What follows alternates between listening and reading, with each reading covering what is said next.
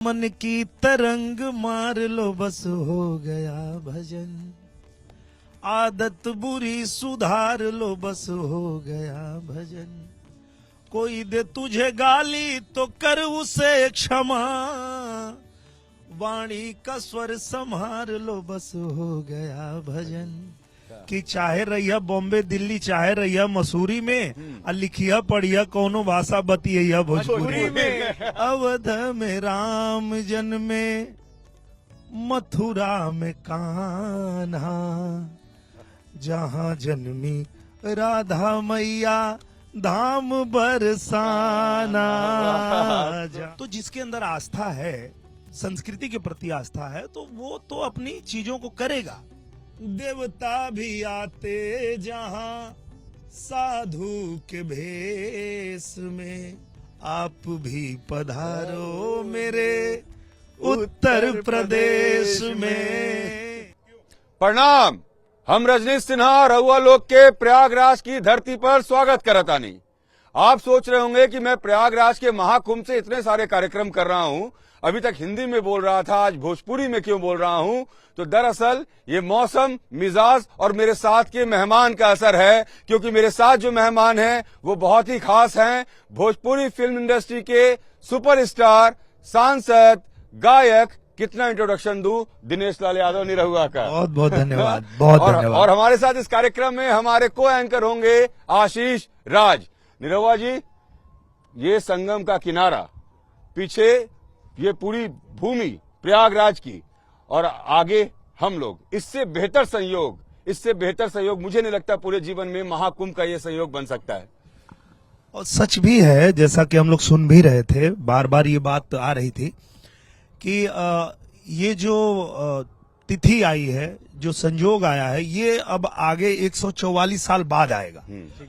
तो ये सही बात है कि अब हमारे जीवन में तो ये आने वाला नहीं है, अगले 2 पीढ़ी में हो सकता है। आप अगर 150 के ऊपर देखने से लग रहा है आपके साथ ही साथ चलेंगे। कुछ लोग मिलते हैं ना, वो बोलते हैं कि हम 150 से ज्यादा खींचब हो तो ये 150 से ज्यादा खींचे वाला बा वो लोग के नहीं कहत, लेकिन बाकी नॉर्मल हमनी जैसन लोग जे बा ऊ तो ई जान ले कि भैया ई जीवन में दोबारा नहीं खे मिले वाला, जो नहीं मिलल बा।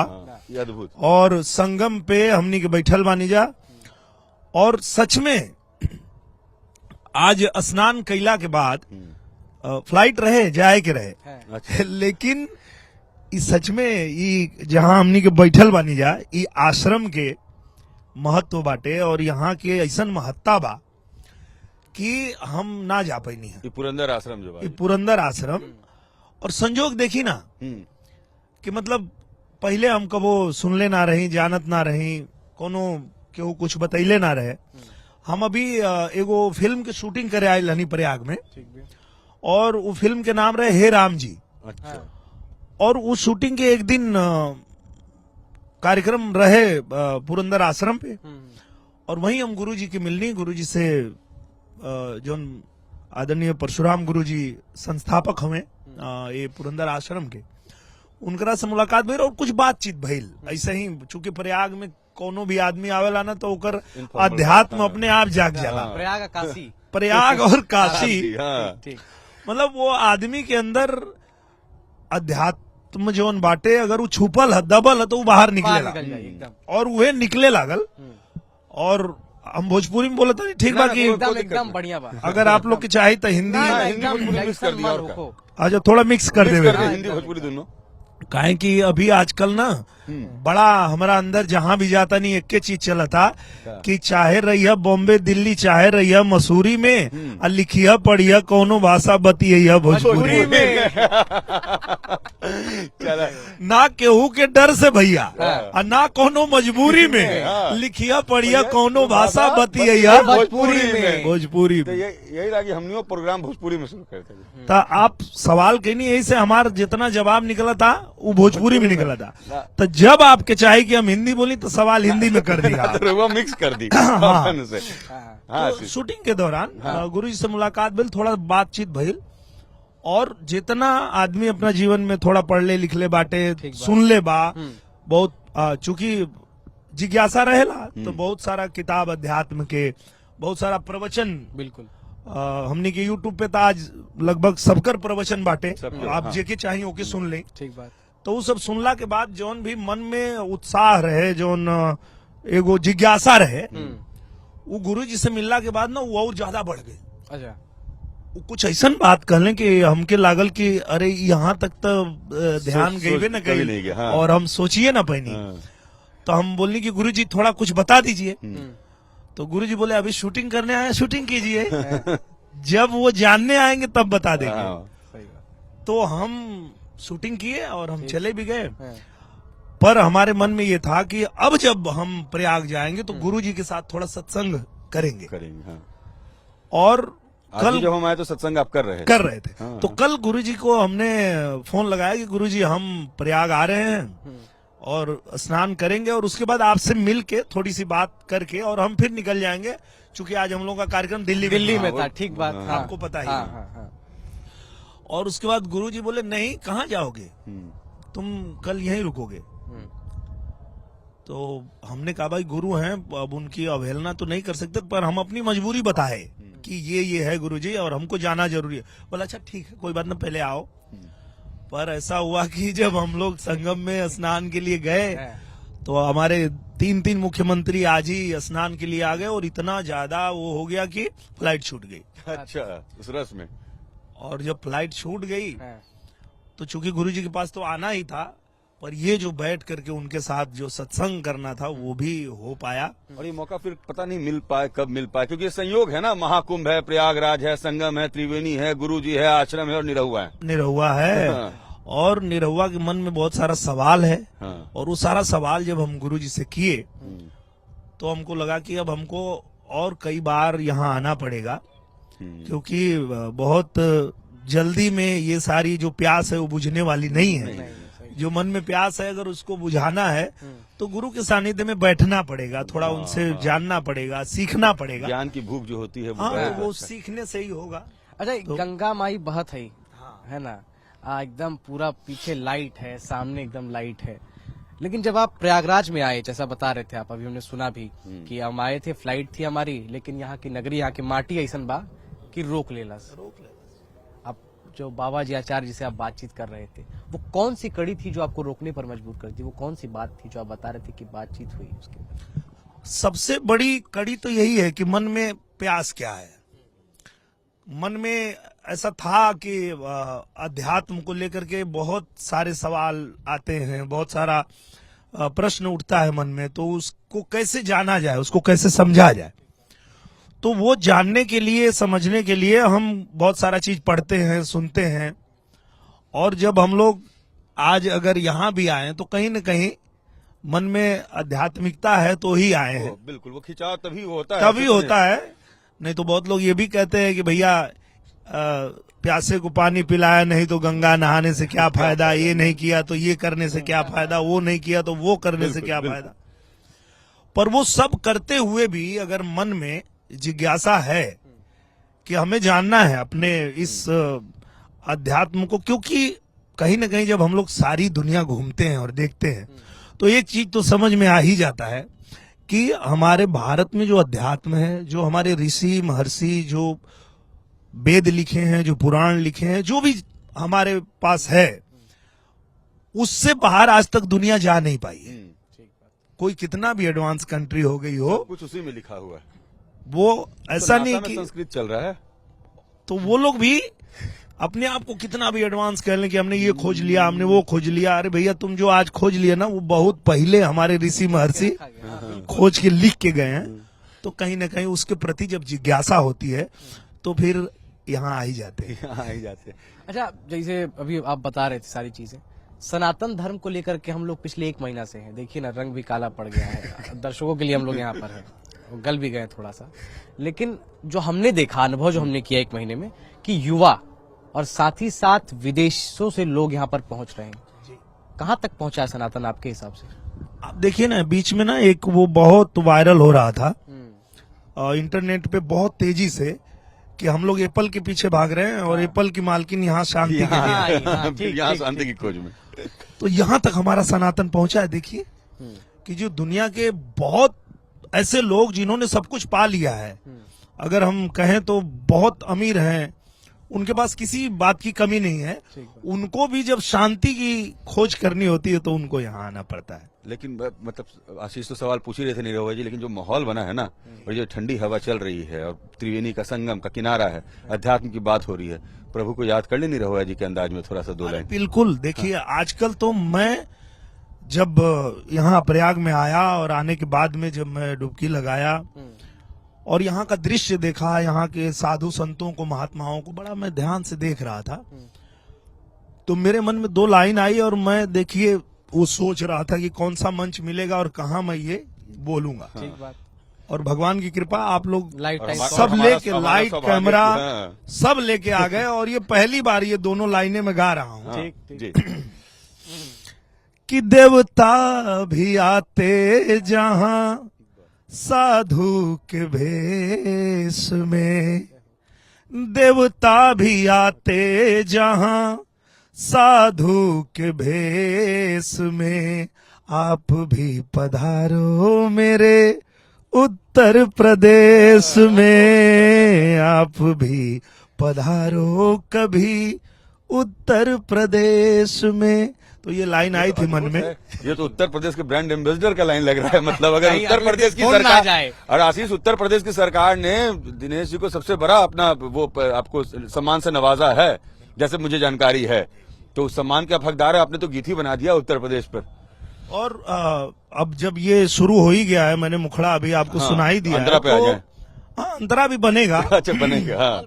नहीं तो दूसरा हाँ, नहीं मैं वही कह रहा हूँ ना, अंतरा भी बनेगा और इसको ना पूरा हम गाना भी बनाएंगे, जैसा कि आप कह ही दिए हैं।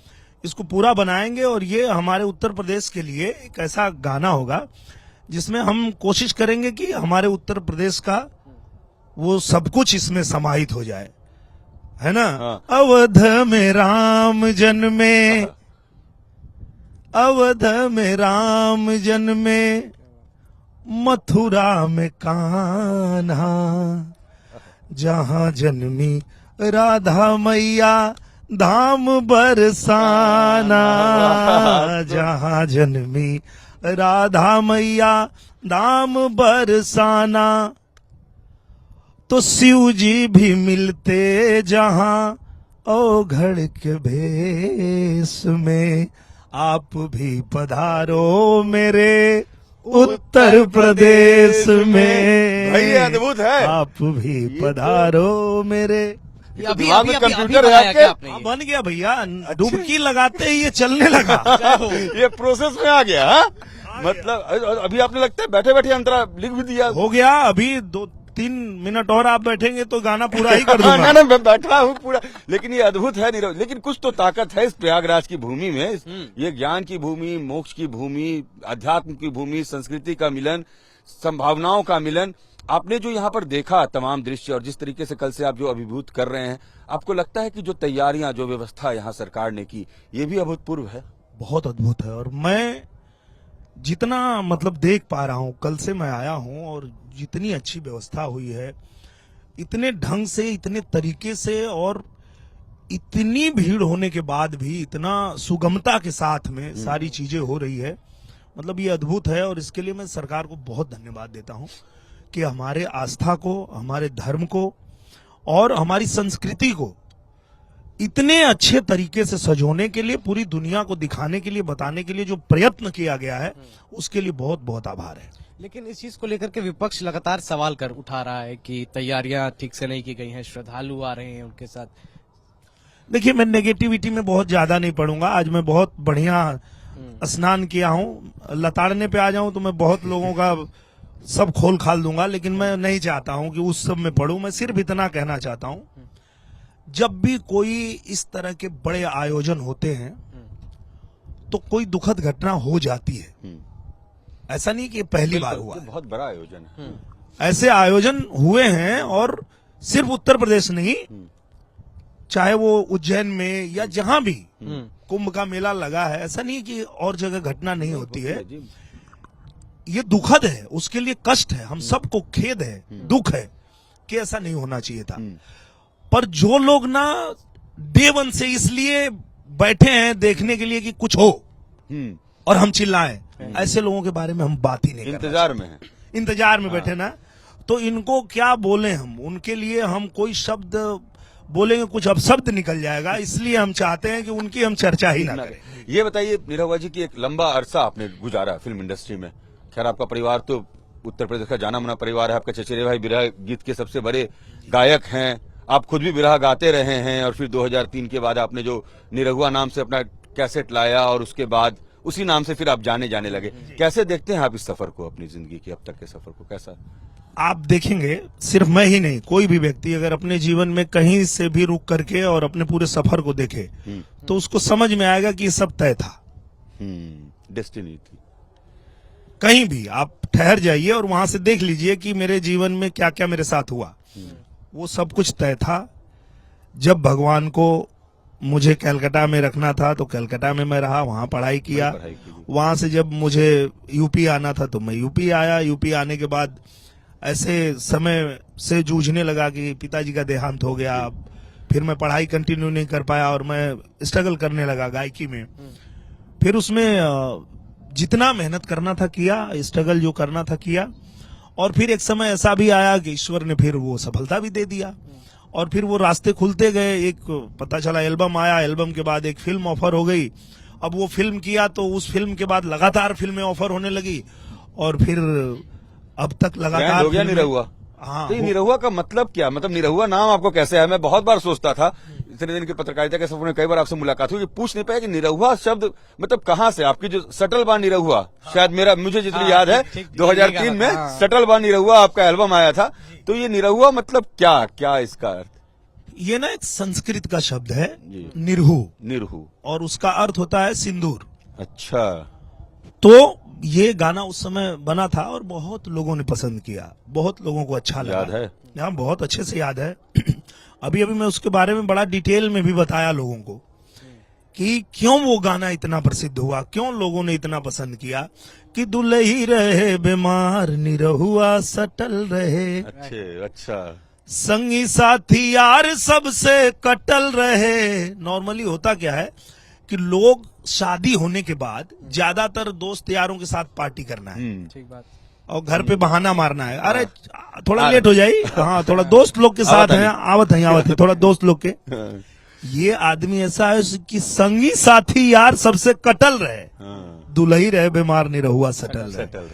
अगर दुल्हन बीमार है, उसको पति की आवश्यकता है, तो वो संगी साथी दुनिया जहान सबको छोड़ के मेहर के सेवा में खाली जुटल रहे। बड़ा अच्छा, एक बार 2-4 लाइन गुनगुना दिए, क्योंकि हमारे दर्शक आशीष बहुत सारे युवा वही घरे में खाला नहाला, ना ही केहू से तनिको लजाला, संगी साथी यार सबसे कटल रहे, दुल्ही रहे बीमार निरहुआ सटल रहे। तो शायद माताओं ने, बहनों ने उस एल्बम को बहुत ज्यादा लाइक इसलिए भी किया कि मुझे लगता है कि हर औरत को ऐसा ही पति चाहिए जो उसका ध्यान रखे, उसका ख्याल रखे, केयरिंग हो, और उसके लिए सबसे ज्यादा कोई अगर इम्पोर्टेंट हो तो उसकी वाइफ हो, उसकी जीवन साथी हो। ठीक बात। तो हर किसी को ऐसा पति चाहिए, और निश्चित रूप से इसीलिए एल्बम इतना ज्यादा पसंद किया गया, इतना ज्यादा पसंद किया गया कि मेरा नाम ही बन गया निरहुआ। बड़ा सोशल मीडिया पे वायरल होता है मनोज तिवारी जी का और रवि किशन जी का, क्या आखिर क्या वो बातचीत है जो पुरानी, जो आपको पता है, वो किस तरीके का, क्या कंट्रोवर्सी है? और मतलब कि हम जाए तो तू नहीं जाए, एक वीडियो वायरल हम बहुत पहले देखे थे, वो चल गए बाटे तो हम नहीं जाए, क्या कहानी है ये? ऐसा कुछ नहीं है, हाँ। चूंकि ना वो दोनों लोग एक ही उम्र के हैं, ठीक, और एक ही समय के हैं, तो वो थोड़ा दोनों में कंपटीशन रहता है।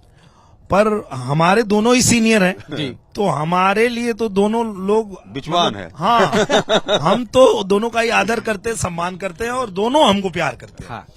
तो पर चूंकि वो दोनों लोग जो हैं एक दूसरे के एकदम समकक्ष में हैं, तो इसलिए थोड़ा चलता है उनके। अच्छा, कोई ऐसा कहानी, कोई ऐसा कहानी हो पुराना कि अब मुस्कान जो है बता रही है कोई कहानी नहीं, होता तो बहुत सारा है, थोड़ा बहुत नहीं, बहुत ज्यादा होता है। थोड़ा बताइए ना दर्शकों को। जैसे ना एक कहानी जो मैं कहीं नहीं बताया हूँ, अभी तक किसी को पता नहीं है। ठीक।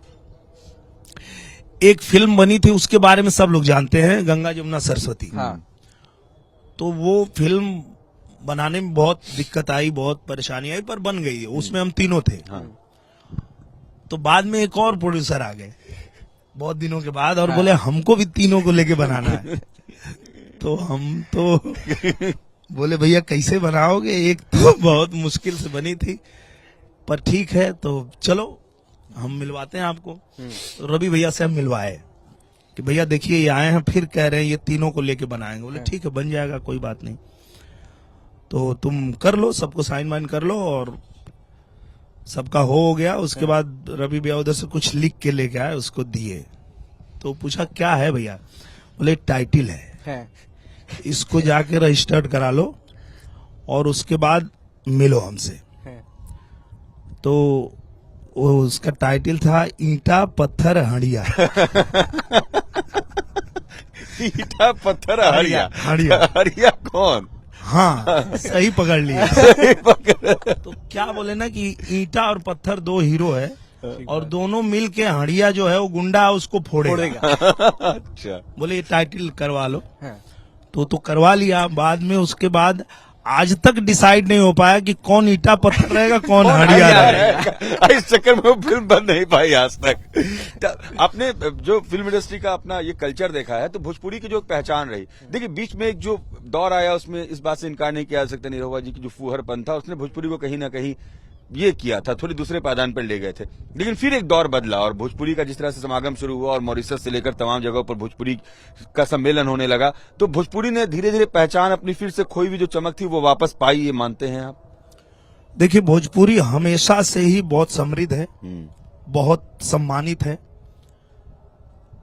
बात है अगर किसी के किसी गाने से या किसी तरह के फिल्म से, तो वो मुझे लगता है कि उसमें इतनी क्षमता नहीं है कि हमारे भोजपुरी को ही पूरा कुछ दिशा दे दे या उसको कुछ खराब कर दे या कुछ ऐसा कर दे, ऐसा नहीं है। भोजपुरी जहान बहुत बड़ा है, ये परिवार बहुत बड़ा है। हाँ मैं ये मानता हूं कि कुछ लोग ऐसे गाने एल्बम के लेके आ डबल मीनिंग गए, वाले। हाँ कि उसमें अच्छा उसमें सेंसर भी नहीं है, तो रोक भी नहीं लगा सकते, कोई कुछ भी कर सकता है। तो जिसको अब घर से ही आजकल तो बन जा रहा है, अब तो आज स्टूडियो की भी जरूरत नहीं है, तो जिसको जितना मन होता है वो एल्बम बना देता है। पर फिल्म इंडस्ट्री हमारी अलग है और वो एल्बम जो बनता है वो अलग है। जब हम एल्बम को फिल्म से जोड़ के देखते हैं तो हमको लगता है कि फिल्में वैसी होगी, पर मैं आपको बताता हूं लगभग 150 फिल्में हमने कर लिया है और वो सारी फिल्में टेलीविजन पे आती है। और उन फिल्मों की ही देन है कि जितनी माताएं बहनें घर में बैठ के वो फिल्में देखती हैं, आपको भी मैं ये कह रहा हूं, आप भी अपने परिवार में पूछिएगा तो वो बताएंगे कि बहुत बढ़िया भोजपुरी सिनेमा, बहुत बढ़िया, क्योंकि वो देखती हैं, उनको पता है भोजपुरी सिनेमा कितना बढ़िया। वो लस्ट है भोजपुरी से। हाँ। तो वो सिनेमा बहुत अच्छा बनता है और इसीलिए वो लोग प्यार करते हैं, इसीलिए उनका इतना आशीर्वाद मिलता है, इसलिए वो लोग इतना चाहते हैं। पर हाँ ये भी सही है कि वो जो एल्बम के गाने आते हैं और वो कुछ भी आते हैं, हाँ, इसके वजह से उस पर फिल्टर होना चाहिए, आपको लगता है? होना चाहिए, निश्चित रूप से होना चाहिए। और मैं तो कई बार सरकार से भी ये मांग रखता हूं, सरकार के हिस्सा है, मैं सरकार से ये कहता भी हूं कई बार कि जैसे हमारी फिल्मों के लिए सेंसर बोर्ड है कि हम कोई भी फिल्म बना रहे हैं तो सेंसर बोर्ड अगर पारित करेगी तो हम उसको लगा पाते हैं, ठीक बात, वैसे सेंसर बोर्ड होना चाहिए। अच्छा एक बात यह है निरहुआ जी कि जितने आप लोग भोजपुरी के सुपरस्टार है ना, सबने पॉलिटिक्स का रुख किया है, तो पॉलिटिक्स में इंटरेस्ट था, पॉलिटिक्स ने खींच लिया, या सुपरस्टार होने का फायदा पॉलिटिक्स में मिल गया? नहीं देखिए मेरे साथ तो ऐसा हुआ कि मैं एक्सीडेंटली आ गया, क्योंकि मेरा राजनीति से लेना देना नहीं, मुझे कभी आना नहीं और मैंने कभी सोचा नहीं कि मुझे राजनीति में जाना है। पर संजोग की बात है, वही मैंने कहा आपसे कि जब हम लोग देखते हैं ना तो वो लगता है कि हाँ ये सब हमारे लिए पहले से तय था। मुंबई में एक कार्यक्रम में महाराज जी आए, हम लोग भी उस कार्यक्रम में थे और महाराज जी ने देखा और बोले कि आओ तुमसे बात करना है, और फिर बोले चलो चुनाव लड़ना है, लड़ गए। जबकि पहले से कुछ अच्छा, जब ये बात हुई कि महाराज जी बोले कि चुनाव लड़ना है, उसके बाद सबसे पहला फोन किसको किया और मतलब क्या दिमाग में चला कि यार हमारी लल्ली करे, प्रोग्राम ना में करे। आ रहा बात। लड़े कि ना लड़े? नहीं वही थे, रवि भैया ही थे। अच्छा, संयोग तो पूछ लिया उनसे, भैया लड़ ली। दोनों लोग साथ में ही थे। अच्छा, तो वो बोले कि हम तो प्रचार करब। हाँ, तो हम बोले चलिए पहले मिलते हैं, फिर तय किया जाएगा क्या करना है। फिर दोनों लोग गए, मिले। तो महाराज जी ने जब बताया कि आप गोरखपुर लड़ रहे हैं और आप आजमगढ़ लड़ रहे हैं, तो हम बोले इनको गोरखपुर, हमको आजमगढ़। बोला ठीक है। ये क्या? क्यों महाराज जी? बोले नहीं, जाइए लड़िए।